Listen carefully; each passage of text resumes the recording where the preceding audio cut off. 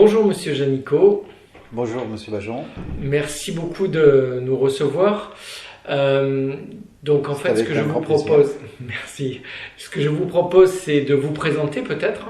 Donc je m'appelle Luc Janicot, je suis juge au tribunal de commerce depuis maintenant 4 ans.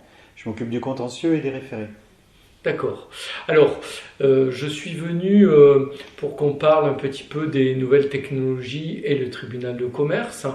Donc, vous, au quotidien, est-ce que vous utilisez des technologies qui permettent, par exemple, de numériser les choses, de Alors traiter les données? aujourd'hui en fait, quand un avocat remet ses conclusions, elles sont numérisées, sauf s'il les a envoyées directement par ce qu'on appelle RPVA. Et nous, juges, on récupère ces conclusions numérisées, ce qui nous permet, quand on rédige un jugement, en fait, on doit mettre les demandes des avocats dans le jugement, ce qui nous permet de les récupérer sans avoir à les recopier. Les demandes, en fait, on les met in extenso, sans modification. D'accord.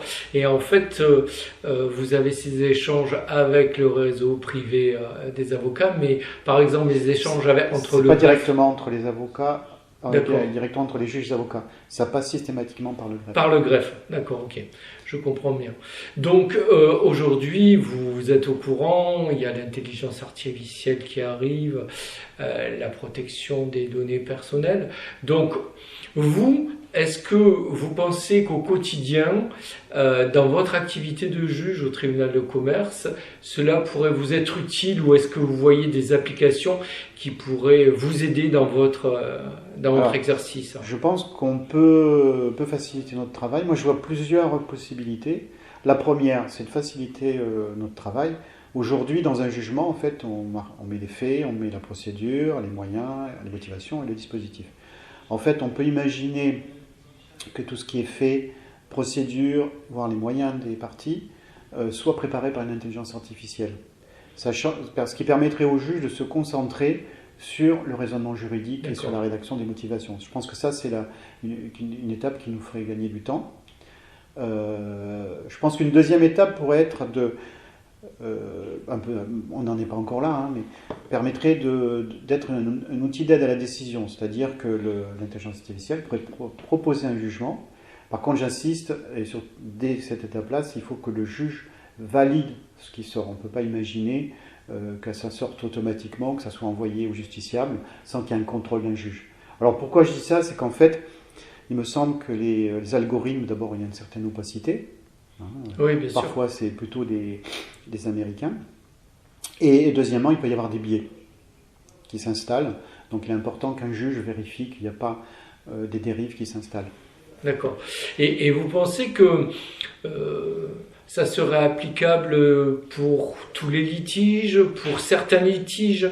Est-ce qu'on pourrait imaginer, je ne sais pas moi, des spécialités Alors, je pense qu'en fait, bon, déjà, il y a un domaine, à mon avis, où l'intelligence artificielle pourrait être d'une aide importante, c'est pour accentuer la conciliation juridique.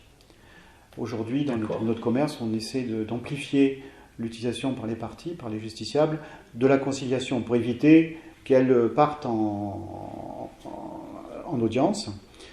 Juste pour un titre d'exemple, hein, moi j'ai eu une affaire, la demande c'était 490 euros. C'est pas normal que ça arrive jusqu'à ce niveau-là, et c'est pas faute d'avoir essayé la conciliation.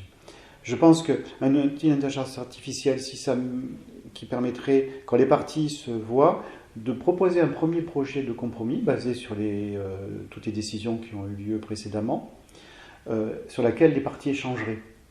D'accord. Et en Oui, plus, je vois bien. là, on voit bien que le contrôle de ce qui sort de l'intelligence artificielle, c'est fait par les parties, parce qu'une fois qu'il y a un compromis qu'elles ont discuté, elles sont libres de transiger ou de ne pas transiger. Donc c'est vraiment, à mon avis, une utilisation importante, et essentiellement, me semble-t-il, pour les petits et moyens litiges. Hein, si c'était nous avons des grosses sociétés sur Toulouse, je pense que c'est pas Ouais, c'est pas pertinent en applicable. tout C'est pas cas. pertinent. D'accord.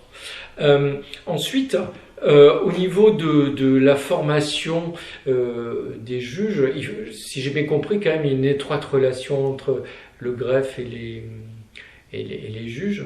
Ça, on le vit tous les jours. La formation, comment vous pourriez l'imaginer? Vous avez des... Alors, Bon, je rappelle que pour un juge consulaire, il y a des formations obligatoires, déjà initiales, puis après de formation par an. Je pense que le jour où ces outils commenceront à s'implémenter, il sera nécessaire de former des juges pour qu'il y ait une bonne utilisation de ces outils-là. Ce pas des outils qu'il faut laisser sans formation initiale. Je pense que c'est important qu'il y ait une appropriation qui se fasse. J'insiste notamment parce que il ne faut pas que s'installent des biais. Hein. J'insiste. On a vu aux États-Unis des biais liés. Alors, ça n'a rien à voir avec le tribunal de commerce, hein, mais des biais liés à la race ou autre. Là, on peut imaginer des biais qui s'installent si on n'a pas des contrôles, si on n'a pas des validations, et puis si on n'a pas une bonne utilisation des outils. D'accord. Et à votre avis, bon, on n'a pas trop parlé des données personnelles, mais je pense que c'est quelque chose qui arrive dans les tribunaux de commerce ou qui est déjà en place, la protection des données personnelles. Enfin, je crois que vous êtes assez sensible. Oui, bon, déjà, il y a dans les différents codes, il y a des règles à respecter pour les délibérés, etc. Je voudrais insister sur le fait qu'aujourd'hui se constituent des bases de données importantes de jugements, mais tous ces jugements sont anonymisés, y compris d'ailleurs jusqu'aux arrêts de cour de cassation. Les jugements, les arrêts de cour d'appel, etc. sont anonymisés, sont accessibles et anonymisés. Ça me paraît extrêmement important qu'il y ait ce genre de choses qui soient mises en place. Donc je pense que par rapport à l'intelligence artificielle, on commence déjà à avoir les premières briques qui sont importantes, des données qui sont... quand vous voulez vous renseigner sur un jugement, vous avez quand même maintenant des outils, bon, je ne vais pas citer des noms de sociétés, mais qui vous permettent d'aller retrouver et de voir si ce que dit l'avocat dans ses conclusions est pertinent ou pas. Ça commence à germer. D'accord.